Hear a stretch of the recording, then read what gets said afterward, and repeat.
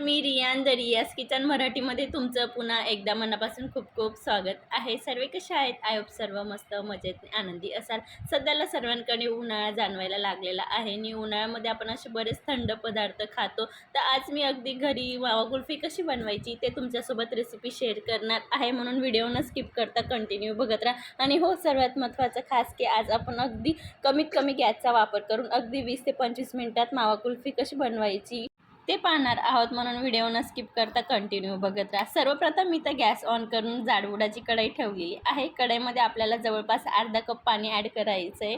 पाणी छान पद्धतीने उकळायला लागलं की मग आपल्याला दूध ॲड करायचं आहे. मी हे फुल फॅट म्हशीचं दूध घेते, गोल्डचं. तर दुधाला मी सकाळी गरम करून घेतलेलं होतं, त्यासाठी इथं दुधाला छान पद्धतीने साय आलेली आहे. मी ती साय पण ॲड केलेली आहे. जवळपास मी तर 1 लिटर दुधाचा वापर करते. आपल्याला आता दुधाला छान पद्धतीने गरम करण्यासाठी ठेवून द्यायचं आहे. तोपर्यंत आता आपण दुसरीकडे एक मिक्सरचं भांडं घेऊया. मी सुरुवातीलाच 2 टेबलस्पून मेलन सीड, 5 ते 6 काजू, 5 ते 6 बदाम आणि 5 ते 6 पिस्ता गरम पाण्यामध्ये भिजवलेलं होतं, म्हणजे मिनिमम 10 मिनटं झाले असतील. तर इथं मी पाव वाटी मिल्क पावडर घेते, 10 वाले 3 पाऊच घेतलेले आहेत. आता आपल्याला हे मिक्सरला छान पद्धतीने फाईन पेस्ट बनवून घ्यायची या पद्धतीने. तर आता दूध पण आपलं छान पद्धतीने तर गरम झालेलं आहे, बघू शकता तुम्ही व्हिडिओमध्ये. आता आपल्याला दुधाला छान मिक्स करून घ्यायचं आहे. अगदी साय वगैरे सर्व एकजीव झालं पाहिजे. आपल्याला जराही तर रबडी वगैरे बनवायची नाही आहे, म्हणून सर्व दुधाला एकसारखं बाइंडिंग आलं पाहिजे, म्हणून सायला पण आपल्याला व्यवस्थित मिक्स करून घ्यायचं आहे. आता जी आपण मिक्सरला पेस्ट केलेली होती ड्रायफ्रूटची आणि मिल्क पावडरची, ती पण आपल्याला ॲड करून घ्यायची आहे.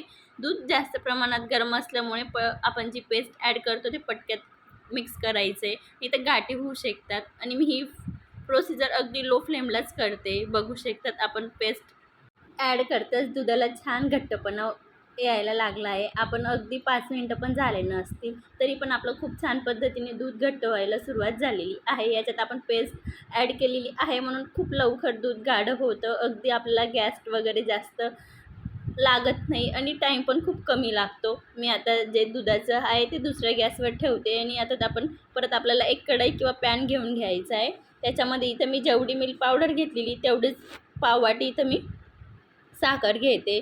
ब्रेकफास्ट स्पूनने बघायला गेले तर ही 6 टेबलस्पून साखर आहे. आपल्याला छान पद्धतीने अगदी कॅरमलाइज करून घ्यायची साखरला. बघू शकतात अगदी जास्त हाय फ्लेमला पण करायची नाही, तर आपली साखर जे सुरुवातीला वितळते ती खूप कडक होते. त्यासाठी कॅरमलाइज करायला गॅसची फ्लेम अगदी आपल्याला लो टू मिडियमवर व्यवस्थित करून घ्यायची. बघू शकतात मी इथं छान पद्धतीने साखर कॅरमलाइज करून घेतलेली आहे.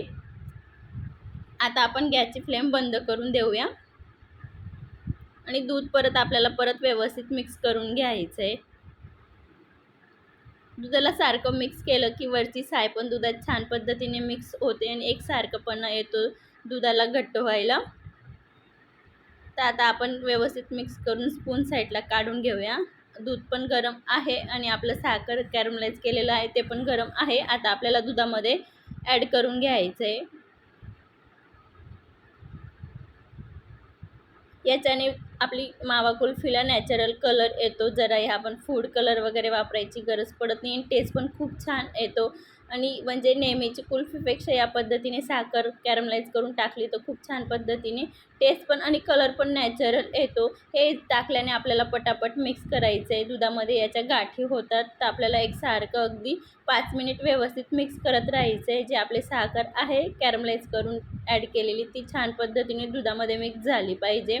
आणि जशी मिक्स होते तसं दुधाचा कलर चेंज होत जातो. बघू शकतात अगदी नॅचरल आपल्या दुधाला कलर आलेला आहे. आपल्याला व्यवस्थित मिक्स करत काठांचं काढून घ्यायचं आहे. जर दुधामध्ये आपण डायरेक्ट सुरुवातीला साखर ॲड केली तर गाठी वगैरे होतात. कॅरमलाइज केलेली साखर तर तिथं घाबरायचं वगैरे अजिबात नाही. आपण जसं जसं मिक्स करतो तसं तसं दुधामध्ये छान पद्धतीने मेल्ट होत जाते. इथं मी जवळपास 3 ते 4 मिनिट व्यवस्थित उकळून घेतलेलं आहे आणि फ्रीजला गार करण्यासाठी ठेवलेलं होतं अर्धा तास. अर्ध्या तासानंतर बघू शकतात की इथं आपलं छान पद्धतीने मावा कुल्फी बनण्यासाठी आपलं जे दुधाची मावा रबडी आहे ती बनवून तयार झालेली आहे. आपण याच्यामध्ये मी थोडे काजू, बदाम आणि पिस्त्याचे बारीक कट केलेले काप ॲड करते. हे अगदी ऑप्शनल आहे, तुम्ही स्किप केलं तरी चालेल. परत आपल्याला आता व्यवस्थित मिक्स करून घ्यायचं आहे. ह्याच्यामध्ये तुम्हाला हवं तर तुम्ही केसरचं पण दूध ॲड करू शकतात. केसरच्या 2-4 काड्या पण ॲड करू शकतात. पण आपल्याला नॅचरल एकदम फ्लेवरची मावा कुल्फी बनवायची, त्यासाठी मी तर जराही केसर वगैरे न वापरता बनवलेलं आहे. आता आपण जे चहा पितो ते ग्लास असतातच यूज अँड थ्रोवाले, त्याच्यामध्ये आपल्याला छान पद्धतीने भरून घ्यायचं आहे. माझ्याकडे कुल्फी मोड आहे, मी त्याच्यात पण थोडं भरणार आहे. बघू शकता त्या पद्धतीने भरून आपल्याला वरून पेपरने रॅप करून घ्यायचं आहे. याचं स्टिक पण मी ॲड करून घेतलेली आहे. तुम्हाला जर पूर्ण ग्लासमध्येच बनवायचं असेल तर तुम्ही 2 तास आधी फ्रीजला सेट होण्यासाठी ठेवायचं आणि त्याच्यानंतर मग कुल्फीची स्टिक असते ती ॲड करायची आहे. मी तर ओव्हरनाईट फ्रीजरला ठेवलं होतं. त्याच्यानंतर मी तुम्हाला दाखवते इथं कुल्फी वगैरे काढून पण.